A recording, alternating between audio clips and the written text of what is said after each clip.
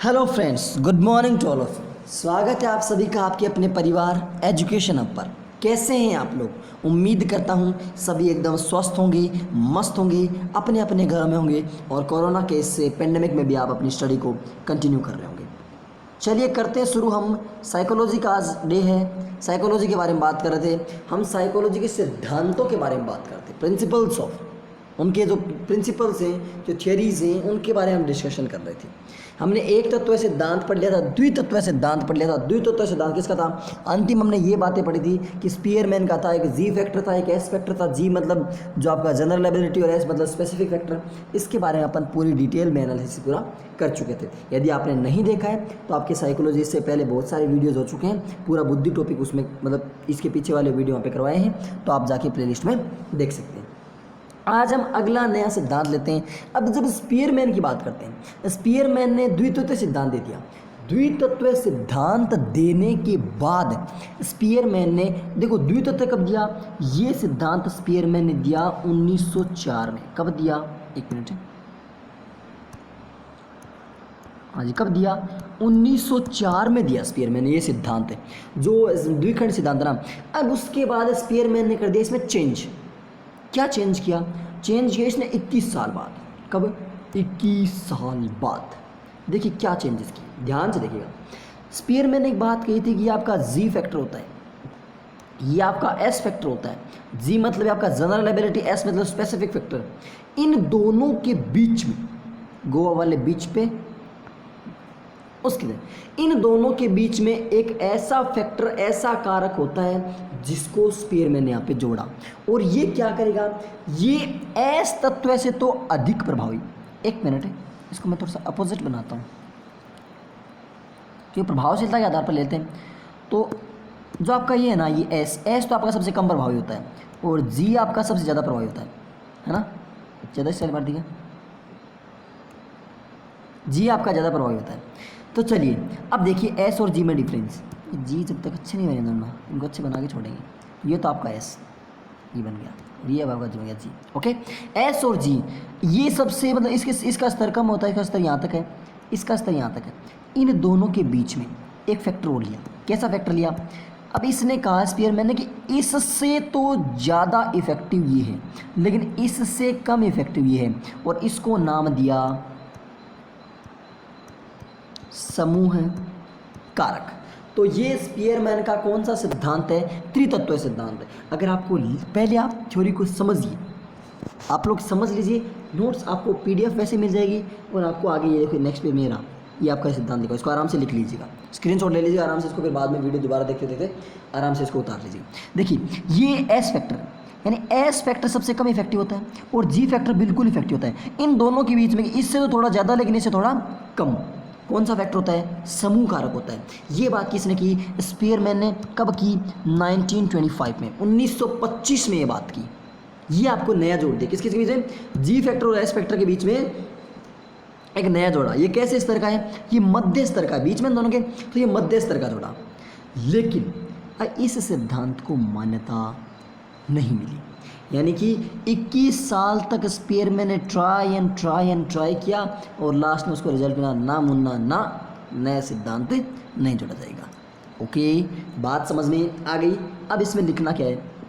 लिखना ये है, देख लीजिए, ये लिखना है कि स्पीयरमैन का त्रितत्व सिद्धांत है। किसने दिया? तो नाम ही स्पीयरमैन है तो स्पीयरमैन का ही होगा।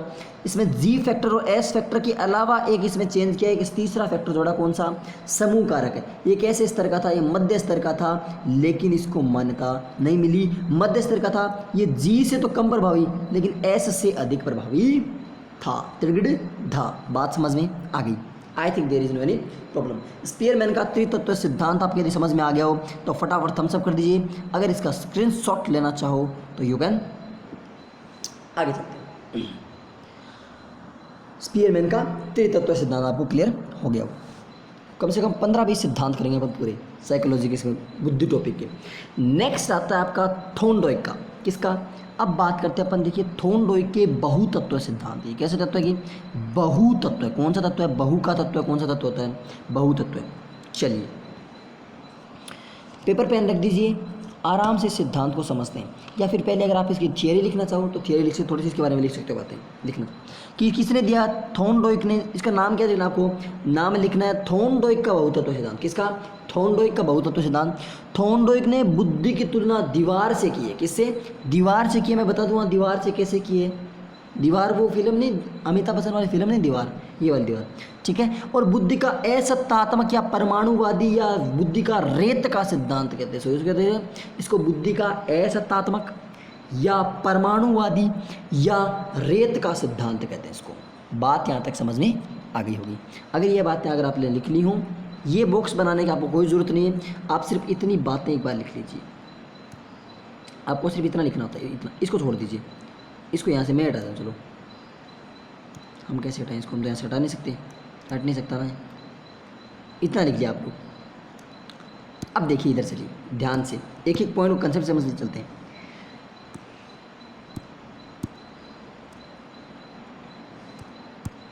अब देखिए स्पीयरमैन ने एक बात कही कि ये दीवार है आपकी, दीवार भी तो सिस्टमेटिक बनाए ना, तो दीवार बनाने ही चले तो कि ये आपकी एक दीवार है, ओके। इस दीवार को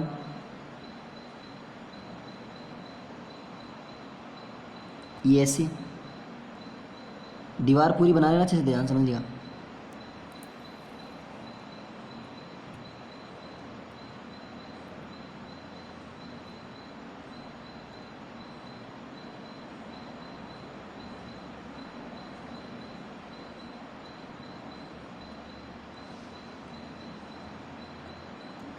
ये लीजिए, ज़्यादा बड़ी नहीं बन गई, बन गई तो बन गई, चलो देखते हैं, संभाल लेंगे। ये मान लीजिए आपकी दीवार बन गई, ओके। इस दीवार में, ये तो छोटी बनाई है अपने, छोटा सा ही पार्ट बनाया है। इस दीवार में अलग अलग जगह पे क्या लगी हुई है, इसमें ईंट लगी हुई, क्या लगी हुई, ईंट। ईंट से बनती है दीवार, ये ईंट लगी हुई है। अब यहाँ से मैंने इस एक ईंट को निकाला, यहाँ से इस ईंट को यहाँ से उठाया और उसको यहाँ से क्या निकाल लिया, मैंने बाहर निकाल लिया। चलो बाहर निकाल लो इस ईंट को, ये लो, ये लो, ये लो और ये लो। इस ईंट को मैंने बाहर निकाल दिया, ओके। अब बाकी की दीवार तो ऐसे एज इट इज बच गई ना, बाकी की दीवार तो ये बच गई। अब कैसे बच गई, इसकी मैंने स्टडी की, आराम से इसके बारे में अध्ययन किया, इसको यहाँ पे वापस चिपका दिया, वापस एज इट इज को चिपका दिया, इस दीवार को ये चिपका दिया मैंने, ओके। उसके बाद मैंने इस दीवार को यहाँ से ईंट उठाई, इस ईंट को मैंने बाहर निकाल लिया, इसको बड़े वाली को, इस ईंट को। फिर मैंने कभी इसको, कभी इसको, कभी इसको, कभी इसको, अलग अलग इसको निकाल लिया। यानी बहुत तत्व है, कितने तत्व हैं, अलग अलग बहुत सारे तत्व हो गए ना। तो थॉर्नडाइक ने बात की, अलग अलग बुद्धि में बहुत सारे तत्व होते हैं। इन बहुत सारे जो तत्व होते हैं ना, उन तत्वों के बारे में एक एक तत्व स्वतंत्र रूप से, और प्रत्येक तत्व का, यानी थॉर्नडाइक ने बात की कि बुद्धि में बहुत से तत्व होते हैं। कितने तत्व होते हैं, बहुत तत्व होते हैं। और प्रत्येक तत्व का, कैसे तत्व का, प्रत्येक तत्व का अपना एक महत्व है, अपना एक स्वतंत्र वजूद होता है। क्या होता है उसका, प्रत्येक तत्व का एक महत्व होता है, उसका एक वजूद होता है, ठीक है। बात समझ में यहाँ तक आ गई। थॉर्नडाइक ने क्या बात कही, इतनी बात यदि समझ में आ गई तो आप ये बना लीजिए। अब हम आगे चलते हैं अगले बात पे। अब आप समझ लीजिए कि ये क्यों बनाया था मैंने, ओके। अब देखिए तत्व इसमें जैसे तर्क है, बुद्धि है, शब्द है, कल्पना है, जैसे बहुत सारे इसके क्या होते हैं, इसके तत्व होते हैं बुद्धि के, ठीक है। आगे चलते हैं नेक्स्ट। अब देखिए ध्यान से, इसके बारे में बात करता हूँ। दोस्तों first of all I will have to zoom it.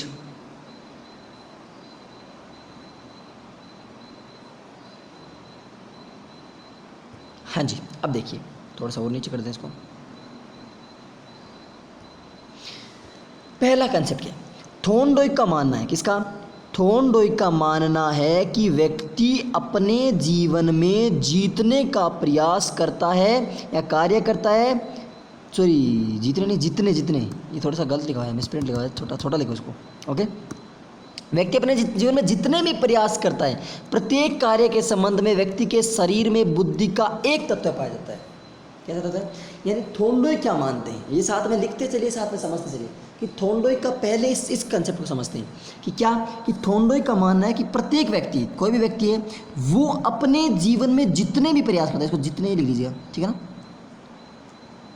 जितने भी प्रयास करता है उन प्रयास में प्रत्येक कार्य का, यानी हर एक जो सा कार्य होता है उसका संबंध क्या होता है, बुद्धि का एक तत्व से पाया। कि मान लो जैसे मान लो आज सुबह मैं उठा, उठते मैंने माना हाथ मुँह धोए वगैरह, फिर मैंने मान लो नहाया धोया वो किया, फिर उसके बाद मान लो मैंने नाश्ता पानी किया, उसके बाद मैं मान लो पढ़ने गया, उसके बाद मान लो खेलने गया, कूदने गया, कुछ भी किया। ये सब क्या है, जितने भी कार्य है मेरे मतलब जीवन में, ये प्रतिदिन के कार्य हैं। अब इनको डेली डेली डेली डेली कर रहे हैं अपन, तो प्रत्येक काम के लिए कोई ना कोई एक तत्व काम कर रहा है, कोई ना कोई एक तत्व काम कर रहा है ना। तो इस थोंडो ने क्या बात कही कि जैसे नहाते अपन तो रोज़ नहाते हैं, हम मानते हैं सर्दियों में आप लोग नहीं नहाते, वो बात आपकी अलग है, बट थोंडो ने क्या कहा कि कोई भी एक काम करते हैं ना, उस काम के लिए कोई एक तत्व होता है, उस पर्टिकुलर काम का एक तत्व होता है, किसी दूसरे काम का दूसरा तत्व होता है, तीसरे काम का तीसरा तत्व होता है, यानी अलग अलग काम के लिए अलग अलग तत्व होते हैं। बात यहाँ तक समझ में आ गई होगी। पहले आपने थोंडो की इस प्रयोग की विशेषता लिख ली, ठीक है। अब दूसरी विशेषता आगे चलते हैं, अब ध्यान से इसको समझ लीजिएगा, ओके। हाँ जी, चलिए। थोंडोइक ने अपने सिद्धांत की तुलना रेत के टीले से की है। किससे? रेत के टीले से। कैसे? जिस प्रकार से एक रेत के टीले में असंख्यक बालू के कण पाए जाते हैं और उन कणों को कभी गिना नहीं जा सकता, उसी प्रकार व्यक्ति के शरीर में भी बुद्धि के असंख्यक तत्व पाए जाते हैं। कैसे तत्व है? असंख्यक तत्व पाए जाते हैं और उनको भी कभी गिना नहीं जा सकता है। बात यहाँ तक समझ में आगे भी। देखो क्या कहना चाहता है कवि, कहना चाहता है कि थोंडोइक का मानना है कि जो एक रेत का जो टीला होता है, रेत का टीला होता है, उसमें सोचो उसमें बहुत सारे बालू के कण होते हैं, बहुत सारे मिट्टी होती है उसमें, और उस मिट्टी के कण को आप ये थोड़ी उठा के देखो, 1 मिट्टी 2 मिट्टी 3 मिट्टी 4 मिट्टी 20 मिट्टी 25 मिट्टी, सुबह शाम हो जाएगी। सुबह होती है, शाम होती है, उम्र यूं ही तमाम होती है। कोई रोकर दिल बहलाता है तो कोई हंसकर दर्द छुपाता है। क्या करामात है कुदरत की, जिंदा इंसान पानी में डूबता है और मुर्दा तैर के दिखता है ना। तो ऐसे कणों को आप गिनते रहोगे तो कोई दिक्कत, मतलब कभी काउंट नहीं कर पाओगे। तो क्या होता है कि बहुत सारे तत्व होते हैं, लेकिन एक एक तत्व का इंपॉर्टेंस है, एक एक कहते हैं बूंद बूंद से घड़ा भरता है, बूंद बूंद से। यानी रेत के टीले में जितने तत्व होते हैं सबका असंख्यक होते हैं, उनको गिना नहीं जा सकता, लेकिन महत्व हर एक कण का होता है, क्योंकि एक एक कण मिलकर के ही उस टीले का निर्माण कर रहे हैं। बात यहाँ तक समझ में आ गई होगी। अगर ये आपने लिख लिया है तो मैं आगे चलो फटाफट थम्स अप कर दीजिए कि थोंडोइक ने अपने सिद्धांत की तुलना रेत के टीले से की है। जिस प्रकार एक रेत के टीले में असंख्यक बालू के कण पाए जाते हैं, उन्हें कभी गिना नहीं जा सकता, उसी प्रकार व्यक्ति के शरीर में बुद्धि के असंख्यक तत्व पाए जाते हैं और उनको कभी भी गिना नहीं जा सकता। ओके, आगे चलते हैं नेक्स्ट। अब देखिए यहाँ से अंतिम, थोंडोइक का मानना है कि एक विषय की योग्यता के आधार पर बालक के दूसरी विषय की योग्यता का कभी अनुमान नहीं लगाया जा सकता। और इसका सबसे बड़ा एग्जांपल अभी मैं आपको दूंगा एक अच्छा सा, कि थोंडोइक का मानना है, किसका?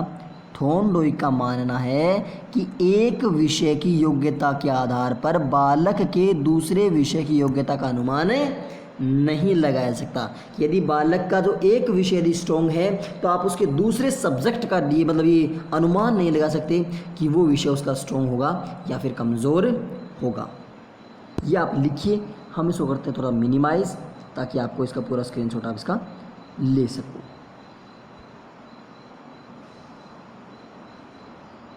ये लिख लिएगा आपने, अगर ये नहीं लिखा वो लिख लीजिए कि व्यक्ति के शरीर में बुद्धि का एक तत्व पाया जाता है। क्या है, एक मिनट थोड़ा सा जूम किया, मिनिमाइज पूरा नहीं हुआ यार। हाँ अब हुआ है ना पूरा मिनिमाइज, तभी मुँह कुछ ना कुछ तो गड़बड़ है, कुछ तो बात है। अब इसका स्क्रीनशॉट ले लिया आप, ले लिया।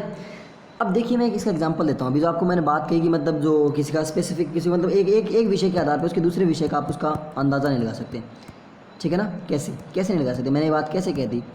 देखिए आपको सबसे सिंपल एग्जांपल देता हूँ। अभी थोड़े दिन पहले 10th का रिज़ल्ट आया था और उस 10th के रिज़ल्ट में एक बच्चे की मार्कशीट, कैसी, उस बच्चे की मार्कशीट थी और उस मार्कशीट में उसके मार्क्स थी। मार्कशीट में मार्क्स होते हैं, नई बात मिलेगी ना आपको जानने के लिए। इस मार्कशीट में उसके सब में Hindi 0, English 0, science 0, social science 0, Sanskrit 0, maths 100। बंदा ठोक के पास हुआ, लेकिन एक सब्जेक्ट को उसने ऐसा कर दिया कि जिसमें उसको पूरे में से पूरे नंबर मिले। वाकई ये मार्कशीट मतलब बहुत ट्रेंड में, हालांकि फेक है कि सही है वो कह नहीं सकती। तो अब देखिए इसकी कोई मैथ्स देख ले, गणित विषय देख ले इस बच्चे का, तो क्या सोचेगा कि वाकई इसमें तो क्या है, सुपर माइंडेड है। क्या है, सुपर माइंडेड है। लेकिन बाकी देखे तो ये डपोर संख भी है, क्या है, पार्टियाँ साफ है। तो ये होता है कि किसी एक विषय को देख करके आप उसके दूसरे विषय का अंदाज़ा नहीं लगा सकते। क्या लगा सकते, उसका अंदाज़ा नहीं लगा सकते। आगे चलते हैं नेक्स्ट। ये आपका थोंडोय की बुद्धि के सिद्धांत बारे में इतनी बातें अपनी हुई, क्या कि रेत के टीले से इसकी तुलना की गई है, और थोड़ा अपने बुद्धि के सिद्धांत की जो बातें बताई उनके बारे में यहाँ पर, कि मतलब जैसे टीले के जो मिट्टी कण होते हैं उनको गिन नहीं सकते, वैसे इसको भी अपन गिन नहीं सकते। आगे चलते हैं। थोंडोय की कुछ और विशेषता आती है। बुद्धि के बहुत सारे तत्व, बुद्धि बहुत सारे तत्व से बनी होती है, और प्रत्येक तत्व का अपना एक स्वतंत्र वजूद होता है। ये बात मैंने आपको वही थी उस टाइम, बॉक्स बनाए थे उस टाइम, कि बुद्धि जो होती है ना, बुद्धि, बुद्धिहीन तनु जानकी सुमिरो पवन कुमार, बल बुद्धि विद्या देहु वही हरहु कलेश विकार। सुनिए ना, हाँ जी। तो बुद्धि जो होती है ना, बुद्धि में बहुत सारे तत्व होते हैं, कि बहुत आई गई यादें।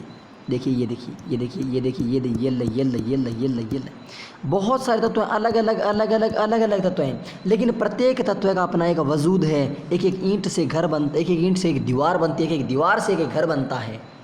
तो प्रत्येक ईंट का महत्व है। और इसके बाद थोंडोइक ने उद्दीपक अनुक्रिया सिद्धांत से इसको जोड़ा है। किससे, उद्दीपक अनुक्रिया से बुद्धि को जोड़ा है। किससे, उद्दीपक और अनुक्रिया, स्टिमुलस और रेस्पॉन्स, एसआर बॉन्ड लगाए इसमें। उद्दीपक क्या होता है, अनुक्रिया क्या होती है। अगर आप लोग कहो तो मैं भी कुछ आपको दो बातें बता देता हूँ, अगर आप लोग नहीं कहो तो हम उसको आपको अधिगम में बता देंगे। डिपेंड्स ऑन यू, बता दीजिए what is the difference between stimulus and. ये आपका थोंडोइक का सिद्धांत कंप्लीट। एंड थोंडोइक ने अपने सिद्धांत की तुलना किस किस से की है, फटाफट देखिए। थोंडोइक ने बहुत तत्व सिद्धांत दिया। बहुत सारे तत्व होते हैं, कितने तत्व होते हैं, बहुत सारे तत्व होते हैं, इसलिए इसको असत्तात्मक सिद्धांत कहते हैं। परमाणुवादी, परमाणु देखो एक अणु में बहुत सारे छोटे छोटे छोटे छोटे छोटे पार्टिकल्स होते हैं, छोटे छोटे छोटे छोटे पार्टिकल्स होते हैं। तो परमाणुवादी और बुद्धि का रेत का सिद्धांत मैंने आपको समझा दिया। असत्तात्मक यानी कोई भी सत्ता कोई काम नहीं होता है, तो असत्तात्मक सिद्धांत, परमाणुवादी और बुद्धि का रेत का सिद्धांत जो कहा। देखिए थोड़ा सा स्टिमुलस रेस्पॉन्स के बारे में बताता हूँ। ये होता है आपका स्टिमुलस, ये होता है आपकी रेस्पॉन्स, ये होता है आपका उद्दीपक, ये होती है आपकी अनुक्रिया। What is the difference between this. उद्दीपक होता है कि मान लो मैं एक सिंपल सा एग्जांपल लेता हूँ कि हाँ जी, ये आपके घर पे कोई डॉगी है, ठीक है, मान लो यहाँ पे घर पे आप डॉगी बैठा है, ये लो ये बैठा दिया, इसके सामने रोटी रखी हुई है। इस रोटी को देख करके इसके मुंह में क्या आ रही है, इस रोटी को देख कर इसके मुंह में आ रही है लार। तो आई किसके कारण, इस रोटी का। तो रोटी ने किसका काम किया, उद्दीपक का, कि रोटी ने इसको एक्साइट किया, इसको उद्दीपित, मतलब उसका उद्दीपन का काम किया। तो रोटी क्या है इसके लिए, उद्दीपक, और जो लार इसके जो आई वो क्या है, इसकी अनुक्रिया। यानी किसके, उद्दीपक के कारण जो क्रिया होती है वो क्या होती है, अनुक्रिया, और अनुक्रिया जिसके कारण होती है वो क्या होता है, उद्दीपक। बात समझ में आई, अगर आई तो ठीक है थम्स अप कर दीजिए, अगर नहीं आई तो भी ठीक है थम्स अप कर दीजिए। डिटेल्स इसको अधिगम में समझा देंगे। अभी चलिए अपनी बुद्धि, तो बीच में कहते हैं ऐसे, मतलब वो थोड़ा सा इसी से थोड़ा हट के बच के रहेंगे। चलिए अब बात करते हैं आगे। अपना अगला सिद्धांत आता है, क्या आता है, सिद्धांत आता है। हाँ जी, सिद्धांत क्या आता है, ध्यान से देखिएगा। ये देखो, समूह कारक सिद्धांत। कैसा सिद्धांत, ग्रुप फैक्टर थियरी। कैसा सिद्धांत, समूह कारक सिद्धांत, थर्स्टन का समूह कारक। इसमें जो सिद्धांत इंपॉर्टेंट है ना, वो मैं उनके आपको इंपॉर्टेंट लगा रहा हूँ, उसके अलावा आपको याद रखने की कोई जरूरत नहीं है। बहुत सारे सिद्धांत हैं, कुछ दो चार सिद्धांत ही आपके इंपॉर्टेंट हैं। ये आपको नोट सिर्फ समझाने के लिए, ताकि आपको पूरी बुद्धि समझ में आ सके। समूह कारक सिद्धांत की बात करते हैं तो किसने दिया, थर्स्टन ने दिया। किसने दिया, थर्स्टन ने। कब दिया, 1938 में दिया। किसने दिया, थर्स्टन ने। थर्स्टन ने 7 मानसिक योग्यताओं का समूह बताया। किसको, थर्स्टन ने बताया कि 7 बुद्धि होती है ना, बुद्धि आपकी 7 मानसिक योग्यताओं का समूह है। कितनी मानसिक योग्यताओं का समूह है, 7 मानसिक। इन योग्यताओं के आप नाम लिख लीजिए, verbal, numerical, spatial visualisation, perceptual speed, memory, inductive, reasoning.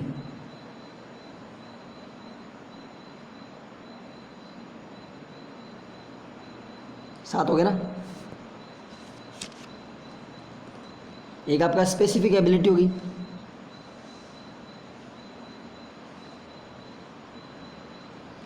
जल्दी कीजिए।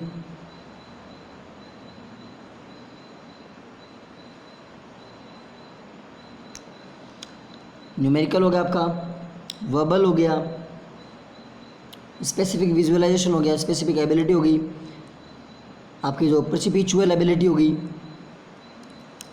4 मेमोरी होगी, 5 इंडक्टिव रीजनिंग हो गई, या इंडक्टिव अलग होगी, रीजनिंग अलग होगी,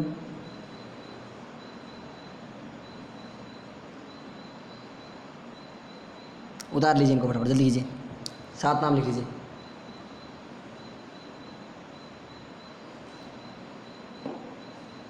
सात नाम लिख लिया, ठीक है। अगर नहीं लिखे देखो मैं लिखाता हूँ, देखो एक एक।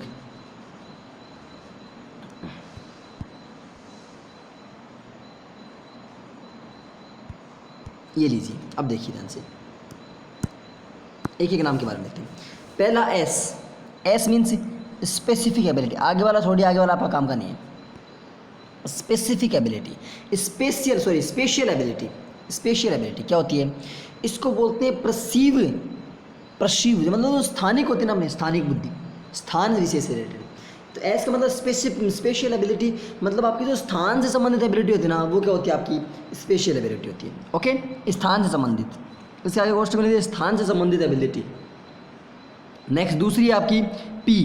पी मतलब परसिपिचुअल एबिलिटी। कैसी? परसिपिचुअल, यानी आपको गैस करना है। क्या करना है आपको? गैस करना है। यानी इसमें क्या आएगी? इसमें आपकी अवधारणाएं आएंगी। इसमें क्या आएंगी? आपकी अवधारणा। ये शायद इसमें पेन दिखेगा नहीं यहाँ पे। इसमें तो क्या आएगी आपकी? इसमें तो आ गया आपका स्थानिक, स्थान विशेष के बारे में। इसमें यहाँ पे क्या आएंगी? अवधारणा। इसमें भी आएगी अवधारणा। तीसरा है न्यूमेरिकल एबिलिटी, एन। याद रख लीजिए, SPN VWMR, SPN SPNVWMR, ये आप लिख लीजिए पूरा। न्यूमेरिकल एबिलिटी, न्यूमेरिकल आप समझिए किससे? नंबर से रिलेटेड। किससे रिलेटेड? नंबर, संख्याओं से रिलेटेड। कौन सी एबिलिटी? न्यूमेरिकल एबिलिटी होती है आपकी। यानी 7 योग्यताएं। इन योग्यताओं को डिटेल बताने की कोई जरूरत नहीं है, बट मैं आपको समझा रहा हूँ ताकि कन्फ्यूजन नहीं रहे। वी का मतलब वर्बल कॉम्प्रिहेंशन। वर्बल मतलब जो मीनिंग होता है उसको समझना, अंडरस्टैंडिंग। क्या होती है? Understand meaning, understand meaning, understand meaning. W means word fluency. Word fluency यानी जो भी आपके वर्ड होते हैं, फ्लुएंसी कैसी है? Think and use words. क्या होते हैं आपके? उन शब्दों को थिंक करो एंड यूज वर्ड्स, और उन शब्दों का इस्तेमाल आप करो। एम मतलब मेमोरी। मेमोरी मतलब रिमेंबर करना किसी चीज़ को। क्या करना? रिमेंबर करना। Are means reasoning. रीजनिंग आप समझ गए? रीजनिंग मतलब थिंकिंग एबिलिटी। कैसी एबिलिटी? Thinking ability. चाहो तो स्क्रीनशॉट ले लो, चाहो तो इसको सेव कर लो। इधर वाला मैं क्लियर कर देता हूँ, ये लो, ताकि आप इसका आसानी से स्क्रीनशॉट ले सको। ध्यान से देखिए, आप एक एक बात को समझिए, एक एक बात को। एस का मतलब स्पेसिफिक एबिलिटी, यानी स्थानीय को जो भी कंडीशन होती है आपके किसी स्थान विशेष से रिलेटेड जो भी एबिलिटी होती है वो किस में आती हैं? स्पेसिफिक में। पी का मतलब परसिपिचुअल एबिलिटी, मतलब अवधारणाएं जो हम बनाते हैं ना वो होती है परसिपिचुअल। एन का मतलब न्यूमेरिकल एबिलिटी, मतलब नंबर से रिलेटेड जो क्षमताएं होती हैं वो किस में होती है? एन में। वी का मतलब वर्बल कॉम्प्रिहेंशन, यानी अंडरस्टैंड करना किसी चीज़ को, उसके बारे में मतलब अंडरस्टैंड करना, समझ विकसित करना, वो होता है वर्बल में। डब्ल्यू का मीन्स वर्ड फ्लुएंसी, यानी think about anything and use the words, use of words. And M means memory, मतलब remember words, remember. And R means reasoning that thinking ability. Reasoning is a thinking ability. Okay. S specific ability स्थानिक, P perceptual ability अवधारणा, N numerical ability numbers, V verbal comprehension understand, W word fluency think and use, M memory remember words, R reasoning means thinking ability. Okay ये आपका कौन सा सिद्धांत हो गया? समूह कारक सिद्धांत हो गया। किसका? थर्स्टन का समूह कारक सिद्धांत हो गया। किसका? थर्स्टन का।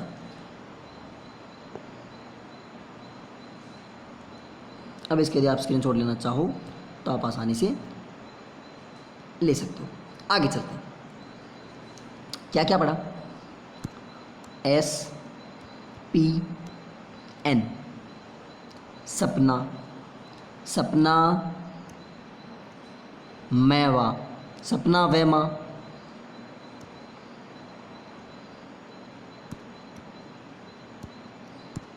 ये लो याद करवा देते हैं।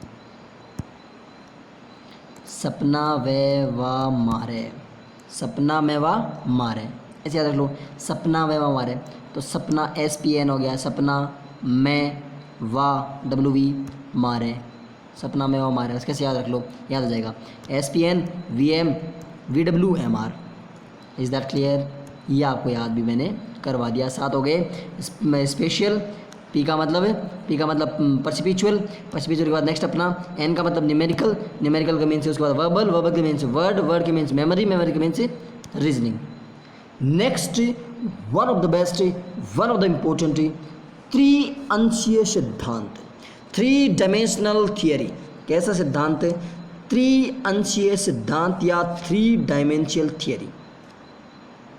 इस सिद्धांत को मैं चाहूँ ना तो एक क्लास अलग से इसके लगा सकता हूँ, और इस सिद्धांत को अगर चाहूँ ना तो पूरी आज इसको पूरा कर सकता हूँ, लेकिन आज हम इसको पूरा नहीं कर पाएंगे। ठीक है, तो एक बार आप इसको ड्रॉप आउट कीजिए, एक बार इसको आप ड्रॉप आउट कीजिए।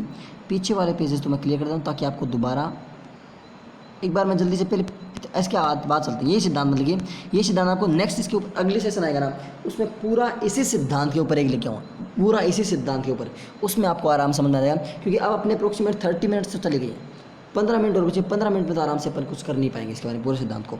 ठीक है, तो आप नेक्स्ट हेडिंग लगाइए, आप इसके बाद नेक्स्ट हेडिंग लगा लीजिए आप अगले सिद्धांत के बारे में। एक मिनट, अगला सिद्धांत एक और है, संक्रिया, विषय वस्तु, उत्पाद। हाँ जी, इसके बारे में बात कर लेते हैं। इतने केटल के बारे में बात कर लेते हैं। इस सिद्धांत को पेंडिंग में रख लीजिए, अगले सेशन में अपन इसी सिद्धांत के बारे में बातें कर लेंगे। हेडिंग लगा लीजिए, केटल का तरल व ठोस बुद्धि सिद्धांत। किसका?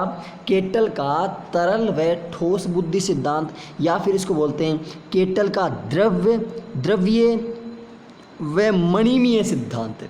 केटल का आप लिख लीजिए ठोस बुद्धि सिद्धांत, केटल का ठोस बुद्धि सिद्धांत, या फिर द्रव्य सिद्धांत, या फिर मणिमीय सिद्धांत, या फिर मणिमीय सिद्धांत, या फिर धारा प्रवाह सिद्धांत, या फिर स्पष्ट सिद्धांत। ये लोग कितने सिद्धांत हो गए अपने पास? तो एक ही सिद्धांत है, यहाँ पे कितने हो गए? ठोस बुद्धि सिद्धांत, द्रव्य सिद्धांत, मणिमीय सिद्धांत, धारा प्रवाह सिद्धांत और स्पष्ट सिद्धांत। ये इसके नाम है। केटल का बुद्धि का या केटल का बुद्धि का तरल या ठोस सिद्धांत, केटल का द्रव्य सिद्धांत, या केटल का मणिमीय सिद्धांत, या केटल का धारा प्रवाह का सिद्धांत, या केटल का स्पष्ट सिद्धांत। ये इसके उपनाम हो गए। अब जब बात किसी कर कौन रहा है इसके बारे में, केटल बात करा तो किसने दिया इसका प्रतिपादन किसने किया? केटल ने। प्रतिपादन किसने किया? केटल ने। द्रव कौन देता है? केटल। केटल दूध देते हैं तो क्या होता है? द्रव। ओके, बुद्धि का धारा प्रवाह सिद्धांत कहते हैं इसको। बुद्धि का धारा प्रवाह, जैसे धारा प्रवाह होती है ना, वैसे बुद्धि में भी हमारी धारा की मतलब तर्क की बात की गई। धारा के बाद धारा से मतलब तर्क के बारे में। ओके, केटल ने बुद्धि को वंशानुक्रम और वातावरण दोनों से जोड़ा है। किससे? केटल ने कहा है कि बुद्धि वंशानुक्रम से भी संबंधित होती है और बुद्धि आपकी वातावरण से भी संबंधित होती है। यानी केटल ने किस किस जोड़ा इसको? केटल ने इसको वंशानुक्रम और वातावरण दोनों से जोड़ा है। तरल बुद्धि की विशेषता क्या होती है? वंशानुक्रम से जोड़ते हैं, जन्मजात होती है। देखिए, अब केटल ने 2 बातें बताई। एक तो आपकी तरल बुद्धि बताई। कैसी बुद्धि? केटल ने 2 प्रकार की बुद्धि बताई। एक तो आपकी तरल बुद्धि और एक आपकी ठोस बुद्धि। केटल ने कितनी पहले आप इतना लिखिए इसमें कि किस सिद्धांत का प्रतिपादन किसने किया, केटल ने। केटल ने इसको धारा प्रवाही तो आपको नाम होगी, तो बहुत सारे उपनाम हो गए इसके। केटल ने इसको बुद्धि को वंशानुक्रम और वातावरण से जोड़ा है। किसे जोड़ा था केटल ने, वंशानुक्रम और वातावरण से। अब केटल ने बात क्या की है, केटल ने बताइए बुद्धि, ये आपकी बुद्धि है, इस बुद्धि को दो भागों में बांटा है। किसमें, एक तो आपकी तरल बुद्धि, दूसरी आपकी ठोस बुद्धि। एक तो आपकी तरल बुद्धि, दूसरी आपकी ठोस बुद्धि। तरल और ठोस बुद्धि दो भागों में बांटा है केटल ने बुद्धि के इसको। चलिए देखते हैं तरल बुद्धि क्या होती है, ठोस बुद्धि क्या होती है। तरल में लिखिए सबसे पहले, अब देखिए ठोस को छोड़िए, तरल की बात करते हैं अपन। आप तो ऐसे अंतर लिखना है आपको दोनों में, हम यहाँ पे ठोस के बारे में लिखेंगे, पहले ठोस में लिखना आपको सब कुछ, इसमें से तरल में लिखना है। तरल बुद्धि की विशेषता क्या होती है, तरल बुद्धि को किससे जोड़ते हैं, वंशानुक्रम से जोड़ता है। किससे जोड़ते हैं, तरल बुद्धि को वंशानुक्रम से जोड़ा जाता है। किससे जोड़ा जाता है, तरल बुद्धि को वंशानुक्रम। तरल बुद्धि हमें जन्मजात मिलती है, कैसी मिलती है, वंशानुक्रम से होती है, जन्मजात मिलेगी। और ये कैसी होती है, प्राकृतिक होती है। कैसी होती है, प्राकृतिक। यानी तरल बुद्धि को वंशानुक्रम से जोड़ा जाता है, तरल बुद्धि में जन्मजात मिलती है, और तरल बुद्धि में प्राकृतिक होती है। तरल बुद्धि कैसी होती है, प्राकृतिक। और इसमें क्या होता है, ये जो तरल बुद्धि होती है ना, ये हमारा जो सेंट्रल नर्वस सिस्टम है ना,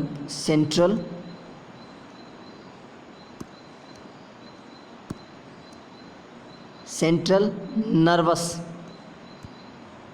सिस्टम,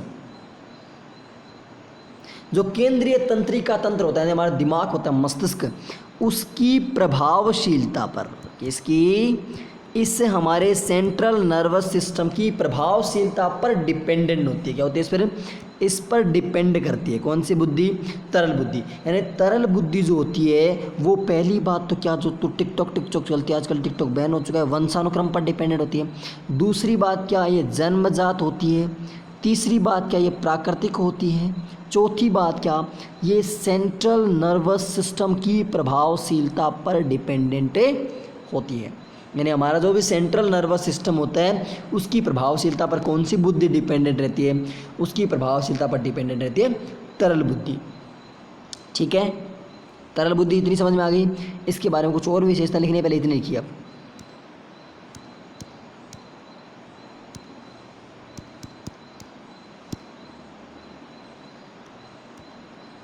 जल्दी कीजिए, फिर तरल बुद्धि के अपन और विशेषता लिख लें थोड़ी सी। लिख लिया, अब चलिए, अब तरल बुद्धि के अपन आगे वाली विशेषता देखते हैं। नेक्स्ट विशेषता में लिखिए कि मानसिक क्षमता पर आधारित होती है। कैसी, कौन सी क्षमता पर, तरल बुद्धि।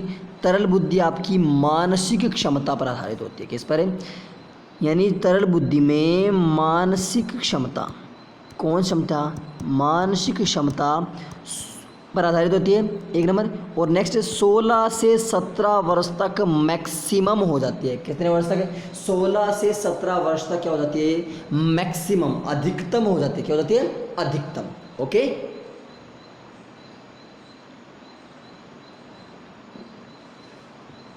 आगे चलते हैं। नेक्स्ट, ये क्या होती है, इससे देखिए क्या होता है, इसको बोलते हैं शॉर्ट टर्म मेमोरी। क्या बोलते हैं इसको, शॉर्ट टर्म मेमोरी। इसको बोलते हैं शॉर्ट टर्म मेमोरी। क्या बोलते हैं, शॉर्ट टर्म मेमोरी। यानी कुछ आपने गजनी देखी है, गजनी तू मेरी अधूरी प्यास प्यास तू आ गई मन को रास रास, उसमें आमिर खान जी होते हैं। तो वो क्या करते हैं, उनके शॉर्ट टर्म मेमोरी होती है, उनको ये डिजीज़ होती है कि वो थोड़े समय के लिए उनको याद रहती है, चीज़ें याद रहती है, थोड़े समय के लिए उनको चीज़ें याद रहती हैं, और उसके बाद क्या होता है, वापस वो थोड़ी देर याद रहती हैं, फिर वापस भूल जाते हैं, फिर वापस याद आती हैं, फिर वापस से भूल जाते हैं। तो क्या होती है, वो गजनी के हो जाते हैं। ठीक है, तो ये क्या होती है, शॉर्ट टर्म मेमोरी होती है। इस बुद्धि से निर्धारण होता है कि कोई निर्णय कितना तीव्र लिया गया है। यानी इतना लिखना है आपने। नेक्स्ट लिखिए, इस बुद्धि से निर्धारित होता है कि, इस बुद्धि से, कौन सी बुद्धि से, इस बुद्धि से निर्धारित होता है कि कोई निर्णय, क्या, कोई निर्णय कितना तीव्र लिया गया है, कितना तीव्र लिया गया है। यानी कोई भी यदि आप डिसीजन लेते हो तो वो डिसीजन आपने कितना स्पीडली, कितना आपने रैपिडली लिया है, कितना तीव्र लिया है, ये कौन सी बुद्धि से निर्धारित होता है, ये आपकी इसी बुद्धि से निर्धारित होता है। कौन सी, तरल बुद्धि से। ओके, इतनी विशेषताएं क्लियर। इसको बोलते हैं लघु, इसमें शॉर्ट टर्म मेमोरी क्या बोलते हैं नहीं पता क्या? शॉर्ट टर्म मेमोरी को हिंदी में बोलते हैं लघु स्मृति। ये क्या होती है? ये लघु स्मृतियों का योग होती है, सम ऑफ शॉर्ट टर्म मेमोरीज। ठीक है, लघु स्मृतियों का योग होती है। शॉर्ट टर्म मेमोरीज आपने लिख लिया तो वो भी काफ़ी है। इतनी बात यदि तरल बुद्धि के बारे में समझ में आ गई तो नेक्स्ट आगे चलते हैं। आगे लिखिए, अब ध्यान से देखिए। नेक्स्ट आती है व्यक्ति के जीवन में। व्यक्ति का जीवन होता है ना, तो पहले व्यक्ति के जीवन में पहले यानी किशोरावस्था तक, व्यक्ति के जीवन में पहले कोष्ठ में किशोरावस्था तक तरल बुद्धि का विकास होता है या तरल बुद्धि का यूज करता है। व्यक्ति जो अपने जीवन में होता है ना, व्यक्ति अपने जीवन में पहले किसका यूज करता है? पहले तरल बुद्धि का यूज करता है। कब तक? किशोरावस्था तक। कौन सी बुद्धि का यूज करता है? तरल बुद्धि का यूज करता है किशोरावस्था तक। इसलिए हम जल्दी चीज़ें भूल जाते हैं, ठीक है ना। तो व्यक्ति अपने जीवन में तरल बुद्धि का यूज करता है कब तक? किशोरावस्था तक, शुरुआत में। ठीक है, ये बात होगी। उसके बाद लिखिए एक बात हूँ, इस तरल बुद्धि, हाँ वो बात आपको लास्ट में बताऊँ, पहले अगली विशेषता लिखिए। ये लिख लिया हमने ना कि व्यक्ति अपने जीवन में पहले किशोरावस्था तक तरल बुद्धि का यूज या फिर उपयोग करता है। ये बात आपको समझ में आ जानी चाहिए। यदि अरे कोई दिक्कत नहीं, आपकी नहीं लिखे मैं आपको लिखवा दूंगा। ये लीजिए, ये लिखा हुआ, ये लिख लीजिए, यहाँ से लिख लीजिए। चलो यहाँ से नहीं समझाता, मैं समझाता हूँ। देखो एक एक ये आपको समझा दिया।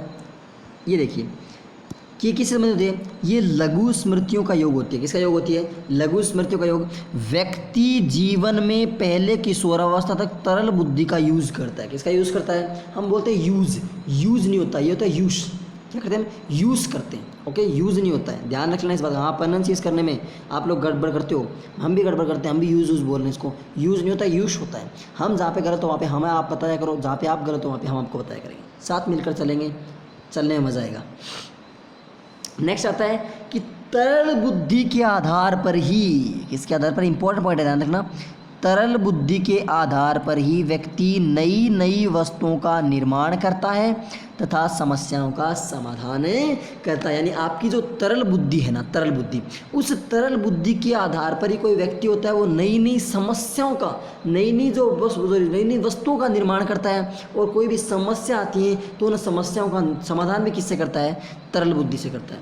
यानी इंसान होता है ना, इंसान देखो समस्याएं तो आती रहती है, ज़िंदगी है, ज़िंदगी का काम है, हमेशा आपको प्रॉब्लम्स आएंगी। Problems are not too big, we are too small because we can not handle them. अर्थात समस्याएं बड़ी नहीं होती हैं, हम छोटे होते हैं। क्यों? क्योंकि हम उन्हें हैंडल नहीं कर पाते। If you want to success in your life you will have to remember 4 Ds। आपको यदि लाइफ में सक्सेस होना कभी, तो आपको कितने D याद रखने पड़ेंगे? D। Dedication, devotion, determination and discipline. These 4 Ds you will have to remember in your life if you want to success। इन चारों के आप प्रोनाउंसिएशन मीनिंग आप खुद निकालते रहना, इतना हमारे पास समय नहीं कि आपको बता पाएँ। तो देखिए कि तरल बुद्धि के आधार पर व्यक्ति क्या करता है? नई नई वस्तुओं का निर्माण करता है तथा समस्याओं का क्या करता है? समाधान। और अंतिम बात बचती है कि तरल बुद्धि की जो अन्य विशेषता है ना, वो अपने जी फैक्टर के समान है। यानी जैसा जी फैक्टर था वैसा ही, सॉरी जी ज़्यादा ही बड़ा हो गया, जी को ज़्यादा जी कार लगा दिया। जैसा अपना जी फैक्टर था वैसी अपनी क्या होती है? आपकी तरल बुद्धि होती है। वैसे क्या बुद्धि होती है? वैसी ही आपकी तरल बुद्धि होती है। यहाँ तक बात समझ में आ गई होगी तो थम्स अप कर दीजिए। अगर मज़ा आ रहा है पढ़ने में तो थम्स अप कर दीजिए। फिर आपको अंत में सुनाएंगे मस्त शायरी, आप सब चीज़ें कहेंगे, थोड़ा सा कुछ बोल देंगे, याद आएगा तो। ये अपनी तरल बुद्धि की विशेषता होगी। अब अगला चलते हैं ठोस बुद्धि की विशेषताएं। इस सिद्धांत को कंप्लीट करते हैं जल्दी से। इस सिद्धांत को सलटाते हैं पहले ना, आओ पकड़ो सिद्धांत को, फिर सलटाते हैं इसको। चलिए, ठोस बुद्धि की विशेषताएं। कैसी बुद्धि की? ठोस बुद्धि की। ठोस बुद्धि क्या होती है? वातावरण से संबंधित होती है। किस संबंधित? तरल बुद्धि किससे संबंधित थी? वंशानुक्रम से संबंधित थी। ठोस बुद्धि किससे संबंधित है? वातावरण संबंधित है। वो बुद्धि कैसी थी, वो आपको प्राकृतिक मिली थी, आपको प्राकृतिक मिली थी और आपकी क्या थी वो वंशानुगम चाहिए थी, वातावरण चाहिए थी वो तो, और आपको प्राकृतिक मिली थी, क्या मिली थी, ठोस बुद्धि, सॉरी तरल बुद्धि आपको क्या मिली थी, जन्मजात, और आपको प्राकृतिक मिली थी। जबकि ये बुद्धि है ना आपकी, ये आपको अर्जित करनी पड़ेगी, क्या करनी पड़ेगी, ये बुद्धि अर्जित होती है, अर्जित नहीं अर्जित। इससे बड़ी स्मृतियों का योग भी कहते हैं। वो तो क्या थी, वो शॉर्ट टर्म मेमोरी थी, छोटी लघु स्मृतियों का योग कहते हैं। इसको क्या कहते हैं, इसको बड़ी स्मृतियों का योग कहते हैं। किसको, बड़ी स्मृति, जो अपनी स्मृति जीवेन ईरानी है ना, जो अपनी, उनके बारे में, हाँ, तो बड़ी स्मृतियों का योग कहते हैं। और व्यक्ति जीवन में बाद में कब, प्रौढ़ावस्था में ठोस बुद्धि का यूज करता है। किशोरावस्था तक कौन सी बुद्धि का यूज करता है, तरल बुद्धि का। प्रौढ़ावस्था तक, किशोरावस्था के बाद कौन सी बुद्धि का यूज करता है, ठोस बुद्धि का। ओके, तो किशोरावस्था तक तरल बुद्धि का। हम सब अभी किसका यूज कर रहे हैं, अगर आप लोग किशोरावस्था में हैं तो हम सब किस में यूज कर रहे हैं, तरल बुद्धि का। और अगर आप निकल लिए हो इससे तो आप ठोस बुद्धि आ गए आप में, ठीक है। इसकी जो अन्य विशेषताएं वो एस फैक्टर की तरह है, किसकी तरह, एस फैक्टर की तरह। इसको अनुभवजन्य बोलते हैं, ये जीवन भर चलती है, किस चलती है, जीवन भर। इसको बोलते हैं लॉन्ग टर्म मेमोरी। अनुभवजन्य बुद्धि बोलते हैं, जीवन भर चलती है, लगभग 30 वर्ष तक, 30 वर्ष तक चलती है अप्रोक्सीमेट। 20 एक साल वो चल गई, 30 एक साल ये चलती है, 50 एक हो गए, आधे का आपके निकल ली, फिर उसके बाद आपकी बुद्धि बचती नहीं है, घोड़ों में आ जाती है। हाँ जी, फिर ये क्या बोलते हैं, इसको लॉन्ग टर्म मेमोरी बोलते हैं। क्या बोलते हैं इसको, लॉन्ग टर्म मेमोरी। पार्टी शार्टी करेंगे चलेंगे आज तेरे नाल, नैना विश तेरी मेरी जोड़ी सुनी। हाँ जी, ये आपका केटल का सिद्धांत कंप्लीट हो गया। अपना जो त्रिपक्षीय सिद्धांत है, जो त्रितत्व सिद्धांत है, वो अपन अगले सेशन में करेंगे। क्यों उसको छोड़ा, ताकि आपको दिक्कत नहीं हो। अब चलते हैं, देखिए यहाँ से, ये हमने बात कर ली थी क्या, द्वितत्व सिद्धांत के बारे में, द्विखंड सिद्धांत होता है, इसके बारे में अपन पूरी बातें कर चुके थे। इसको यहाँ से हटा देते हैं। समूह कारक की बात की थी अपने कि एक समूह कारक होता है, जी फैक्टर और एस फैक्टर के बीच में एक समूह कारक होता है, इसके बारे में पूरी बात कर चुके हैं। इसको भी यहाँ से दीर्घ धा कर देते हैं, इसको यहाँ से नहीं, इसको यहाँ से क्लियर करते हैं। यानी जी फैक्टर होता है और एस फैक्टर होता है, उन दोनों के बीच में क्या होता है, आपका समूह कारक सिद्धांत होता है। तो ये किसने दी थी, ये बात किसने, स्पीयरमैन ने, त्रितत्व सिद्धांत के बारे में। ओके, इसके लिए आपने स्क्रीनशॉट नहीं लिया, स्क्रीनशॉट आपने ले लिया होगा, वीडियो को दोबारा देख लीजिएगा। उसके बाद अगला आता है थॉर्नडाइक का बहुतत्व सिद्धांत। बहुतत्व इसको कहते हैं, इसको असत्यात्मक या परमाणु तत्व या रेत का सिद्धांत कहते हैं। रेत से इसकी तुलना क्यों की गई है कि जैसे रेत वो जो एक बालू होता है, टीला होता है, उसमें बहुत सारे असंख्य कण होते हैं और प्रत्येक कण का अपना एक वजूद होता है और उस वजूद के आधार पर वो कण क्या रहता है, जिंदा रहता है। ओके, तो बहुत सारे इसमें उद्दीपक और अनुक्रिया से इसको जोड़ा है, ठीक है, उद्दीपक और अनुक्रिया से। उसके बाद बात की थी बात जो आपने समूह कारक सिद्धांत है, समूह कारक सिद्धांत को 7 पार्ट होते हैं, कौन कौन से, SPN, सपना वेमा मारे, सपना वेमा मारे। ओके, ये अपने थे, किसने दिया, थर्स्टन ने दिया था 1980 में, 1938 में। फिर त्रिअंशीय सिद्धांत अपन नेक्स्ट क्लास में करेंगे, अगले सेशन में। लेकिन अपना उसके बाद एक सिद्धांत और था, हाँ जी, उसके बाद अपना केटल का सिद्धांत था। केटल के बारे में 2 प्रकार की बुद्धि बताई केटल ने, कौन सी, एक तो आपकी बताई तरल बुद्धि, एक बताई आपको ठोस बुद्धि। तरल बुद्धि कौन सी होती है, तरल बुद्धि आपकी जन्मजात होती है, आपको वंशानुक्रम से मिलती है। जबकि ठोस बुद्धि आपको कैसे होती है, ये आपको अर्जित होती है, कैसे होती है, अर्जित होती है। ओके, तरल बुद्धि और ठोस बुद्धि के बारे में बात की। तरल बुद्धि अपनी जी फैक्टर की तरह होती है, जबकि जो ठोस बुद्धि होती है आपकी एस फैक्टर की तरह होती है। ये आपके बाद के सिद्धांत हैं, ये अपन अगली बात अगली क्लास में करेंगे। ओके, ये देखिए, ये आपका आज का सेशन कंप्लीट। समझ में आया, अच्छा लगा? अगर नहीं समझ में आया ना, कोशिश करना, जहाँ तक कोशिश किया समझाने की, क्योंकि मटेरियल भी करवाना है, एग्जाम नज़दीक आ रहे, तो कोशिश थोड़ा स्पीड भी लेनी पड़ती है, समझाना भी पड़ता है। ये सिद्धांत ऐसे हैं, जो इंपॉर्टेंट सिद्धांत है उसको बिल्कुल डिटेल में टाइम दूंगा। ये सिद्धांत ऐसे हैं कि इनकी एक बार सिर्फ आपको रीडिंग करनी है, एक बार आपको पढ़ा हुआ आना चाहिए बस, ताकि बाय द वे क्वेश्चन फंस जाए तो आपको कोई प्रॉब्लम नहीं होनी चाहिए। ओके, सेशन यदि आपको अच्छा लगा, अगर कोई आपको किसी भी प्रकार की समस्या है, उसका आंसर अगर हम यहाँ नहीं दे पाए आपको, तो आप वीडियो जब एंड हो जाए ना, उसके नीचे आप कमेंट आता है, उसमें आप अपना क्वेश्चन डालिए, हो सकता है हम वहीं पे आपको आंसर दे दें। और अगर बाय द वे यहाँ पे नहीं आता तो आप अपने ग्रुप में पूछ सकते हो। ग्रुप कौन सा, रीट विद दुरीना टेलीग्राम ग्रुप है अपना, टेलीग्राम पे, टेलीग्राम ग्रुप यहाँ पे आप उसको ज्वाइन कर सकते हो। टेलीग्राम पे आपको ज्वाइन कैसे करना होता है, थोड़ी सी प्रोसेस बताता हूँ आपको। सबसे आपको पहले टेलीग्राम ऐप इंस्टॉल करना होता है। टेलीग्राम ऐप इंस्टॉल करोगे, उसके बाद उसमें आपकी लॉगिन पासवर्ड डाल के आप आईडी से उसको लॉगिन करोगे। लॉगिन करने के बाद आपको वहाँ पे सर्च करोगे, क्या सर्च करोगे,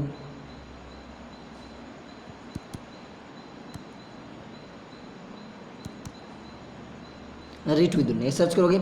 इसमें सर्च करने के बाद उसमें ऑप्शन लिखा हुआ है, नीचे ऑप्शन आएगा ज्वाइन, उसको ज्वाइन करोगे। ज्वाइन करने के बाद आपको वहाँ पे होगा वेलकम, वेलकम के बाद आप उसमें हमारी फैमिली में शामिल हो जाओगे। ओके, बात यहाँ तक समझ में आ गई है ना? ये अगर समझ में आ गई तो आज का सेशन अपन यहीं तक रखते हैं। सेशन काफ़ी लंबा हो गया है आई थिंक, तो फटाफट जल्दी से करते हैं इसको। अगर वीडियो आपको अच्छा लगा है तो वीडियो आपको लाइक ज़रूर करना है। क्या करना है आपको? लाइक करना है, शेयर करना है, और चैनल पे यदि आप नए हो तो चैनल को ज़रूर सब्सक्राइब कर लेना है। और अपने कमेंट में सेक्शन में ज़रूर अपना फीडबैक देना कि आपको कैसा लगा, क्या लगा। मिलते हैं अगले सेशन में, तब तक के लिए अपना ध्यान रखिए, अपने घर वालों का ध्यान रखिए। और एक बात और, आज आपकी 1:15 बजे, अब से डेली मान लीजिए आपकी 1:15 बजे, शेड्यूल पहले सेट नहीं हो रहा था, अब सेट हो गया है। 1:15 बजे एक दिन अल्टरनेट आएंगे, एक दिन इंग्लिश, एक दिन टीचिंग मेथड स्टार्ट कर रहे हैं। शुरुआत में मैथ से करेंगे, मतलब नाम है मैथ की टीचिंग मेथड, लेकिन काम सभी के आएंगे। नाम मैथ्स का, काम सभी के आएंगे। टीचिंग मेथड स्टार्ट करने जा रहे हैं। तो आज तो आएगी अपनी इंग्लिश की क्लास 1:15 बजे, सभी आ जाना, प्रेजेंट हो जाना इसी चैनल पे, ठीक है। ये अप्रॉक्सीमेट अपनी 30 मिनट्स की आएगी, 30 मिनट्स के ज़्यादा नहीं आएगी। ये क्लास अपनी अभी चल रही है ना, ये तो आपकी 10 बजे से लगभग 11 बजे तक लगभग 1 घंटे की रहती है, और वो वाली आपकी लगभग आधे घंटे की होगी, ठीक है। 1:15 बजे मिलते हैं। तब तक के लिए अपना ध्यान रखिए, अपने घर वालों को देखने की। Bye bye, take care, Vande Mataram, जय हिंद, जय Bharat. Thank you for watching.